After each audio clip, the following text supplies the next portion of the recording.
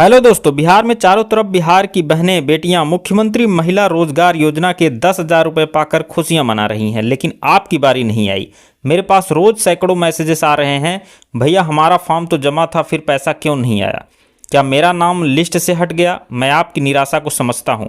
आपने रात दिन मेहनत की, फॉर्म भरे, दफ्तरों के चक्कर लगाए, लेकिन खाते में एक भी पैसा नहीं।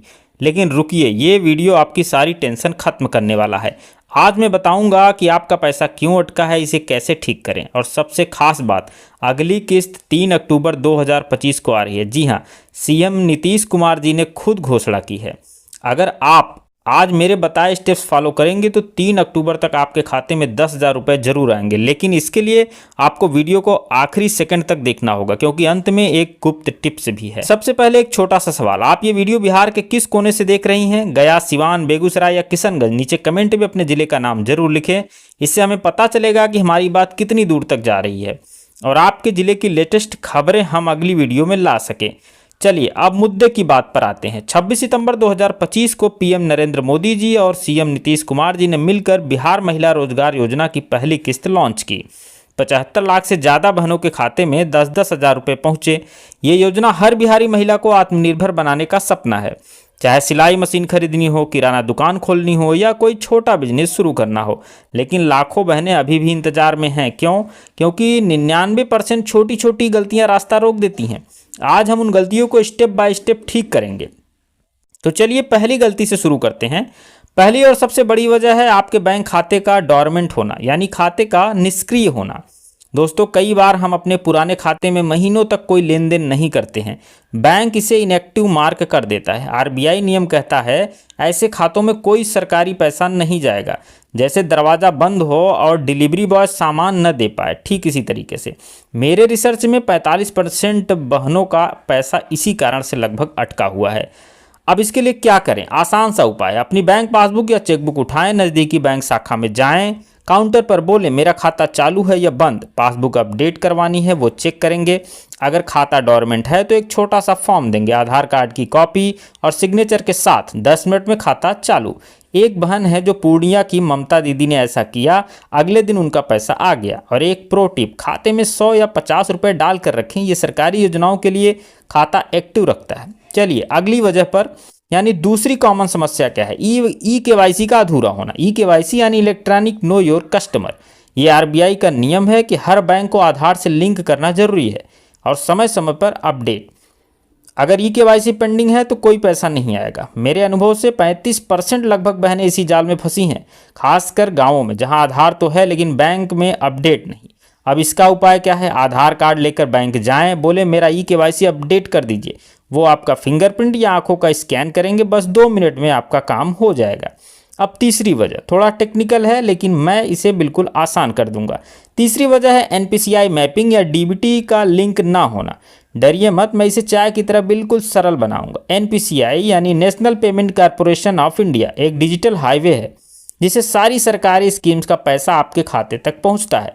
डीबीटी यानी डायरेक्ट बेनिफिट ट्रांसफर। अगर आपका खाता इस हाईवे से नहीं जुड़ा तो पैसा फंस जाएगा। 25% केस इसकी वजह से अटके हुए हैं। कैसे पता करें? बैंक में पूछे मेरा खाता एनपीसीआई डीबीटी से लिंक है, वो सिस्टम में देखेंगे। अगर नहीं तो एक फॉर्म भरें, आधार अकाउंट नंबर डालें, 24 से 48 घंटे में लिंक हो जाएगा।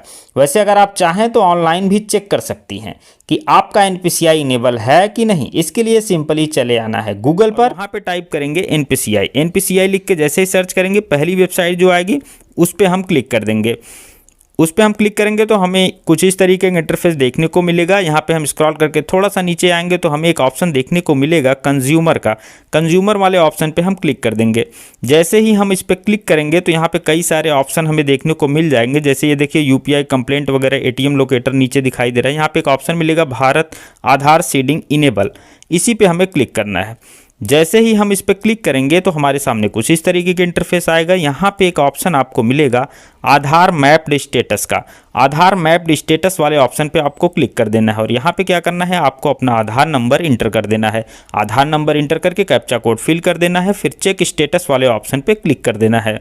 जैसे ही हम चेक स्टेटस पे क्लिक करेंगे तो हमारे आधार से जो नंबर जुड़ा है उसी मोबाइल नंबर पे एक OTP सेंड कर दिया जाएगा। उस OTP को हम यहाँ पे फिल करके कन्फर्म वाले बटन पे क्लिक कर देंगे। आप देख सकते हैं यहाँ पे मैपिंग स्टेटस में हमारा दिखा रहा है इनेबल फॉर DBT, यानी कि हमारा DBT के लिए इनेबल है ये आधार। ठीक है, अगर ये दिख रहा है इनेबल फॉर DBT तो फिर कल आपके खाते में पैसा आना ही है। लेकिन अब बात चौथी वजह की, आपके फॉर्म में कोई त्रुटि हो सकता है, बैंक तो ठीक हो लेकिन लिस्ट में नाम ही न हो। गांव की बहनों के लिए अपनी जीविका दीदी या ग्राम संगठन से मिले, पूछे मेरा फॉर्म स्टेटस क्या है, वो चेक करेंगे। अगर फोटो, सिग्नेचर या कोई डिटेल मिसिंग है तो तुरंत ठीक करवाएं। पांचवी गलती जानने से पहले आपसे एक छोटी सी रिक्वेस्ट है कि हमारी मेहनत के लिए वीडियो को एक लाइक कर दीजिए। अगर पहली बार आए हैं तो चैनल को सब्सक्राइब जरूर कीजिएगा। अब बात पांचवी गलती की करते हैं। हो सकता है कि आपने जो डिटेल दी है उसमें IFSC कोड या अकाउंट नंबर गलत फिल हुआ हो, तो फॉर्म की डिटेल्स और बैंक का स्टेटमेंट मिलाएं। गलत हो तो BRLPS पोर्टल पर अपडेट करें। दोस्तों ये थी फुल गाइड, आज ही स्टेप्स फॉलो करें। 3 अक्टूबर को खुशखबरी पक्की, पैसा आपके खाते में जरूर आएगा। दोस्तों बिहार की बहनों ने हमसे कुछ सवाल पूछे थे, ये रहा उनका जवाब।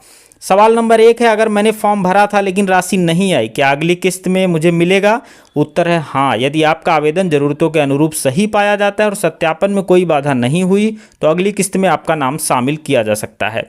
सवाल नंबर 2 है, क्या पहली किस्त न मिलने पर पात्रता खो देंगे? ऐसा बिल्कुल नहीं है, केवल इसलिए आपकी पात्रता नहीं खो जाएगी कि आपको पहली किस्त नहीं मिली। यदि आपने आवेदन सही तरीके से किया है और सत्यापन में खरा उतरती हैं तो आप अगली किस्त में शामिल हो सकती हैं। सवाल नंबर 3 है, क्या मैं अब भी आवेदन कर सकती हूँ?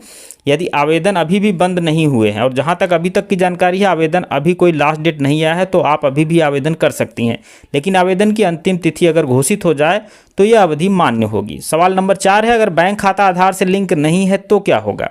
यदि बैंक खाता आधार से लिंक नहीं है तो राशि नहीं मिल पाएगी, इसलिए पहले यह सुनिश्चित करें कि आपका बैंक खाता आपके आधार कार्ड से जुड़ा हो। सवाल नंबर 5 है, क्या राशि गलत खातों में चली जाए तो क्या कर सकती हूँ? इसका उत्तर है ऐसी स्थिति में आपको स्थानीय बैंक शाखा या योजना अधिकारी से मिलकर रिफंड की प्रक्रिया शुरू कर देनी चाहिए। सवाल नंबर 6 है, यदि मुझे पूरी जानकारी इस योजना की नहीं है तो कहाँ जाएं? आप जीविका कार्यालय, पंचायत कार्यालय या BRLPS कार्यालय या जिला योजना विभाग से जानकारी मांग सकती हैं। वैसे मैंने इस पर एक डिटेल वीडियो बनाई हुई है कि योजना क्या है, इसमें कौन कौन से कागज़ लगते हैं, कैसे अप्लाई करना है। अगर आपको ये डिटेल में देखना है तो आप मेरी ये वाली वीडियो देख सकते हैं।